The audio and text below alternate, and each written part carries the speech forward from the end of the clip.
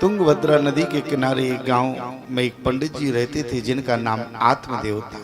उनके कोई संतान नहीं थी तो जीवन में वेदना बहुत थी कि संतान जीवन में जरूरी है। जंगल में चले गए, जंगल में जाकर रो रहे थे। एक महात्मा ने रोता हुआ देखा। महात्मा किसी को रोता हुआ देखता है तो पूछ देता है क्या बात है, शायद मेरे भगवान के लिए रो रहा हो तो उसको मार्ग बताएं। आत्मदेव जी को रोता हुआ देखा। महात्मा गुफा से निकल कर आए, वो तो बेचारे भजन कर रहे थे। रोने की आवाज गई, निकल कर आए, क्या बात है। महात्मा को प्रणाम किया, बोले हमारे जीवन में कोई संतान नहीं।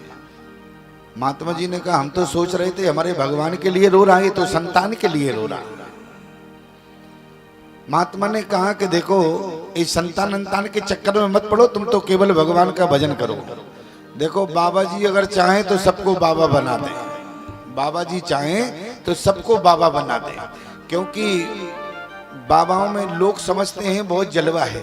एक व्यक्ति हमें मिला, बोले स्वामी जी आपका बहुत जलवा है। हमने कहा बेटा तुम्हें हमारा जलवा कैसे दिखा? अरे बोले स्वामी जी आपकी लग्जरी गाड़ी को देखो, आपका कितना जलवा है। हमने कहा बेटा दिमाग खराब हो गया क्या? बोले क्यों? अरे हमने कहा बाबाओं का जलवा बाबा की गाड़ी से नहीं होता। बोले फिर? हमने कहा बाबाओं का जलवा बाबा की गाड़ी से नहीं, अरे महात्माओं का बाबाओं का तो जलवा बाबा की दाढ़ी से हुआ करता है। तुम चाहो तो तुम रख लो, कोई दिक्कत की बात है क्या? क्यों? अगर तुम्हें दिक्कत है। अच्छा आजकल एक फैशन चल गई, हमारे सम्माननीय प्रधानमंत्री जी ने थोड़ी थोड़ी रखा ली तो जितने नौजवान हैं उन्होंने भी सेटिंग कर ली। क्यों? बिना मतलब के बाबा बने हुए हैं। क्यों? अब उनका तो संकल्प है, अब ये बिना ही मतलब में बाबा बने हुए हैं। अच्छा मैं आपसे निवेदन करूं, बाबा जी चाहे तो सबको बाबा बना दे। महात्मा ने कहा देखो एक घर गृहस्थी एक संतान के चक्कर में मत पड़ो, तुम तो भगवान का भजन करो। अच्छा तुम क्या जानो, तुम्हारे तो थे नहीं, तुम क्या जानो संतान का सुख क्या होता है, तुम क्या जानो? अरे बेटा होगा, विवाह होगा, घर में नाती होगा और नाती दौड़कर दादाजी कहेगा, अरे तो उस समय जो हृदय हमारा गदगद होगा तुम अनुभव नहीं कर सकते हो, तुम तो बाबा बैरागी ठहरा। महात्मा ने कहा अरे ये तो गड़बड़। तो महात्मा जी ने दूसरा सूत्र दिया। देखो महात्मा तो सूत्र पे सूत्र देते हैं जो तुम्हारे दिमाग में बैठ जाए। महात्मा ने कहा तो एक काम करो, मैं ज्योतिषी भी हूँ, मैं बहुत अच्छा जानकार हूँ और मैंने तुम्हारी हस्तरेखाओं को देखा, एक जन्म की तो छोड़ो तुम्हारे 7 जन्म में कोई संतान नहीं है। आदिदेव ने जैसी सुना 7 जन्म संतान नहीं है, आदिदेव जी ने तुरंत उसके महात्मा के पैर पकड़ लिए और जकड़ के पकड़ लिए। महात्मा बोला अरे इतनी जोर से पैर पकड़ रहे हो क्या बात है? बोले अब छोड़ने वाले नहीं है। बोले क्यों? क्योंकि तुमने हमारा जो कष्ट है वो 7 गुना बढ़ा दिया। क्यों? अभी तो हम एक ही जन्म को रो रहे थे, अब तुमने 7 जन्म की बात कर दी। अब क्या होगा हमारा? 7 जन्म क्या हम निसंतान रहेंगे क्या? महात्मा ने कहा कहां से कहां किसका मुंह देखा था पता नहीं, ये मिल गया सवेरे से, अब इसको कैसे समझाएं? क्यों? अगर कोई ऐसा मिल जाए तो समझाना बड़ी मुश्किल की बात होती है। देखो तुम लोगों को तो हम शांति से समझा रहे, तुम लोग ना शोरगोल कर रहे हो, ना हिल रहे हो, ना डुल रहे हो, एकदम ऐसे बैठे हो अटेंशन। क्यों?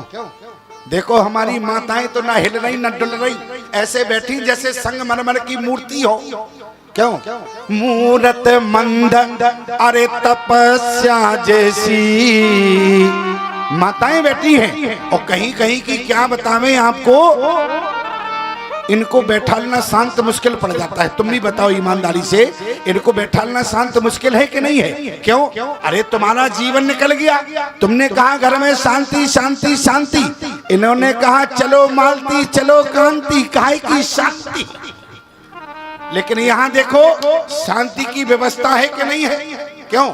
देखो ना हिल रही हैं ना डुल रही हैं, शांति से बैठी हैं। यहाँ की माताओं को मैं बार बार वंदन करता हूँ। क्यों? क्योंकि यहाँ की माताएं भगवान की कथा को शांतिपूर्ण ढंग से बैठ कर श्रवण करती हैं। प्यारे आइए मैं आपसे निवेदन करूं, तुमने हमारा कष्ट जो है वो 7 गुना बढ़ा दिया है। क्यों? ठीक है, तुमने हमारा कष्ट जो है वो 7 गुना बढ़ा दिया है। देखो इनसे इसलिए पूछ रहे हैं ठीक जा रहे हैं क्योंकि ये भी हमारा और इनका सुर मिलना चाहिए। अब हम कहीं भागे ये कहीं भागे तो गड़बड़ हो जाएगा कि नहीं हो जाएगा? क्यों? अच्छा, हम तो वैसे ही बेसुरे बैठे हैं, अब इनको इसलिए साथ में लाए हैं कि थोड़ा हमारा और इनका सुर बना रहेगा। क्यों? भक्त आत्मदेव जी से जैसे महात्मा ने कहा तुम्हारे 7 जन्म तक कोई संतान नहीं है। अच्छा, हमारा दुख साथ, अभी तो रो ही रहा था, फूट फूट कर रोने लगा। कहने का मतलब अपना सर पटकने लगा। महात्मा ने कहा ये क्या कर रहे हो, पहले तो हमारे चरण छोड़ो। अब आत्मदेव जी चरण पकड़े हुए थे। अब बोले चरण कैसे छोड़े? बोले चरण तो छूटेंगे नहीं जब तक संतान का आशीर्वाद नहीं दोगे। महात्मा ने कहा बड़ा बवाल हो गया, तो क्या किया जाए? अरे अरे हमारा पैर तो छोड़ो पहले।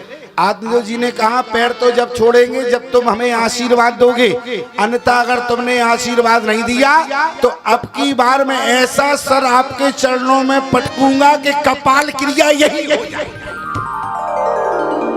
क्यों? बोले यही कपाल क्रिया हो जाए। अच्छा, महात्मा बोला अच्छा हो गया, कलंक कौन लगेगा हमें, अपना सिर और फोड़ लेगा, ये कलंक कौन लगेगा, इसलिए बवाल को निपटाओ। महात्मा ने झोली से एक आम का फल निकाला। देखो महात्माओं के हाथ में कितना ताकत हुआ। महात्मा ने अपने हाथ से एक आम का फल जो है आत्मदेव जी को दे दिया। ये फल ले जाओ और पत्नी को जाके खिला देना, तुम्हारे यहाँ बेटा हो जाएगा। मोरो वचन चाहिए, अरे पड़ जाए फीका, लेकिन संत वचन पत्थर की लिखा। घर में गए, कहा के भगवान दौड़ कर आओ। देखो आत्मदेव जी जितने सरल थे, पत्नी उसकी उतनी ही टेढ़ी थी। उसका नाम था धुंधली, उनका नाम था धुंधली। कितनी टेढ़ी थी? आत्मदेव जी अगर सीधे चले तो पत्नी उल्टी चलती थी उनकी। एक व्यक्ति की पत्नी खो गई, मानो कि नर्मदा जी में बह गए। अब वो गया तो अपनी पत्नी को नर्मदा जी में ढूंढने लगा, लेकिन कहाँ ढूंढ रहा था? जहाँ जल नर्मदा जी का बह रहा था उस तरफ नहीं, उल्टा।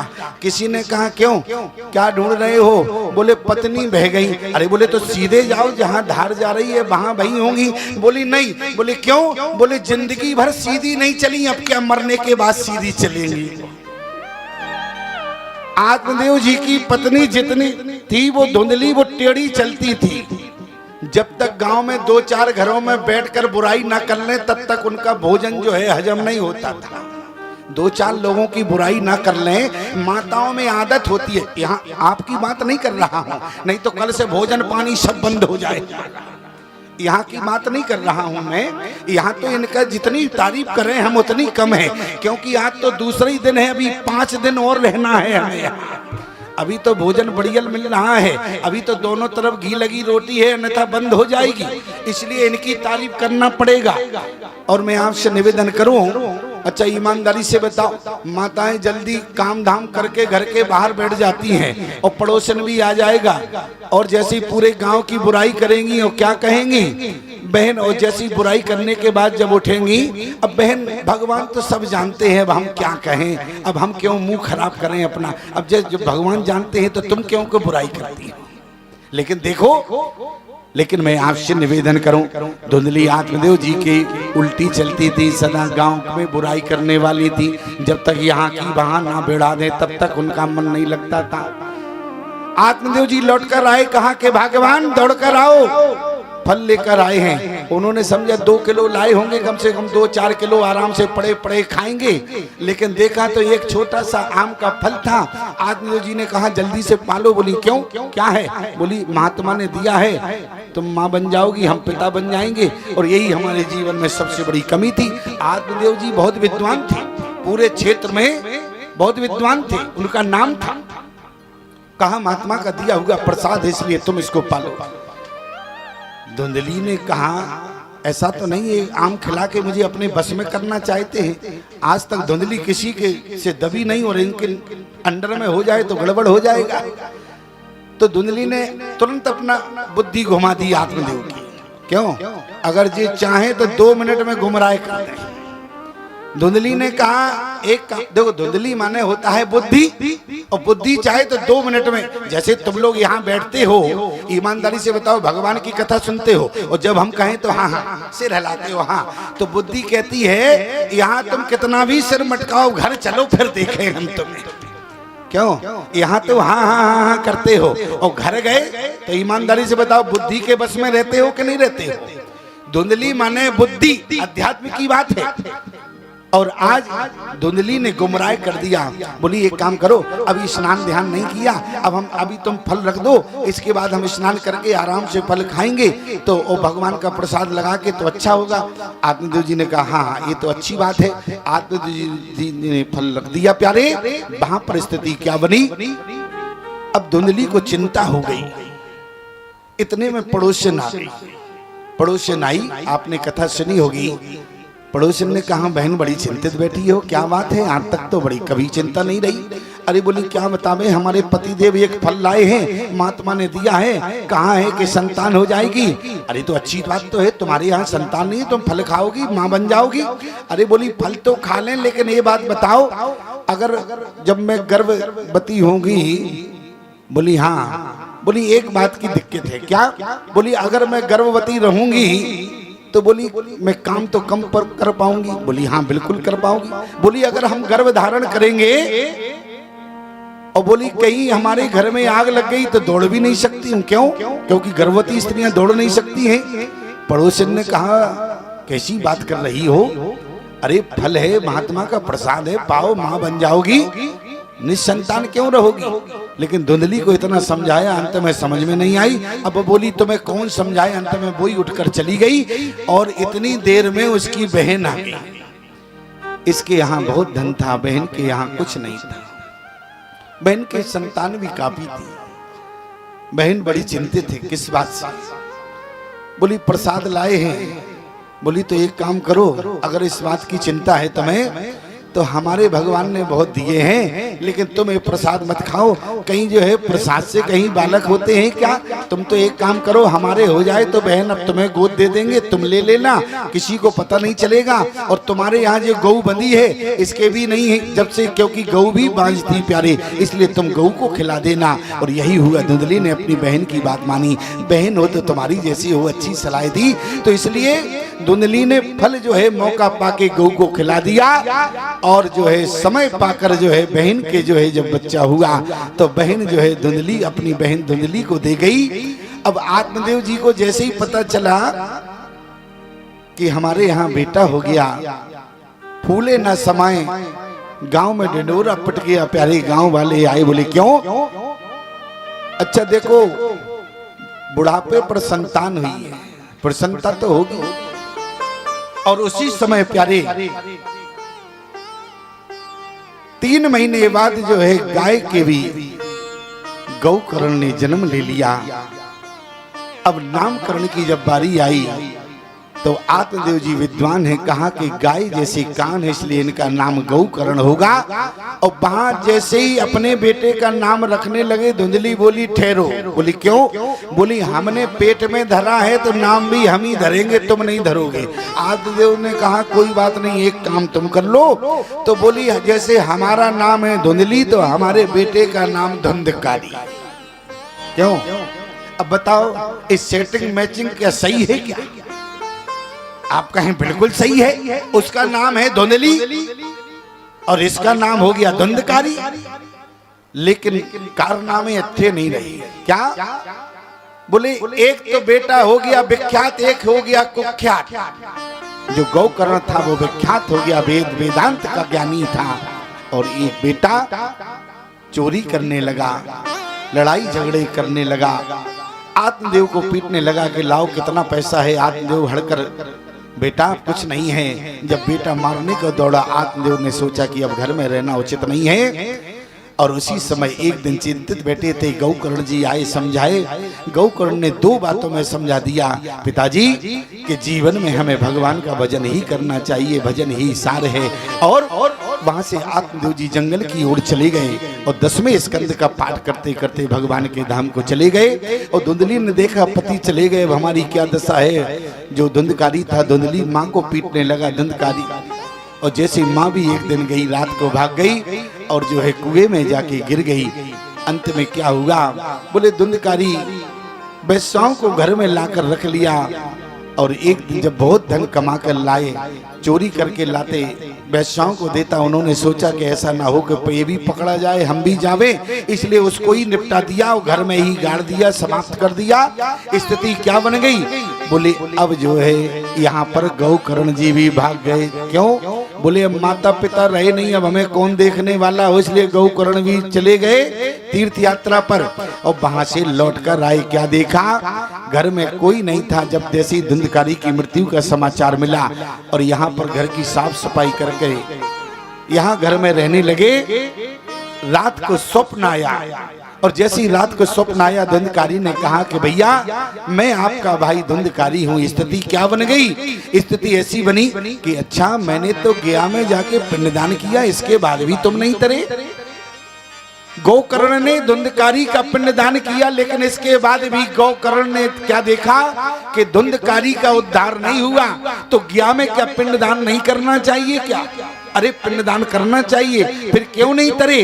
क्योंकि इसलिए नहीं तरे क्योंकि गौकर्ण को धुंधकारी का गोत्र मालूम नहीं था। धुंधकारी तो दूसरे कुल खानदान का बेटा था। अगर सही गोत्र हो, अगर गोत्र मालूम ना हो, तो हम सब कश्यप ऋषि का अगर कश्यप ऋषि गोत्र ले ले तो भी हमारा उद्धार हो जाता है प्यारे। और गोत्र मालूम नहीं था, इसलिए पिंडदान करने का वहां कोई फल नहीं मिला।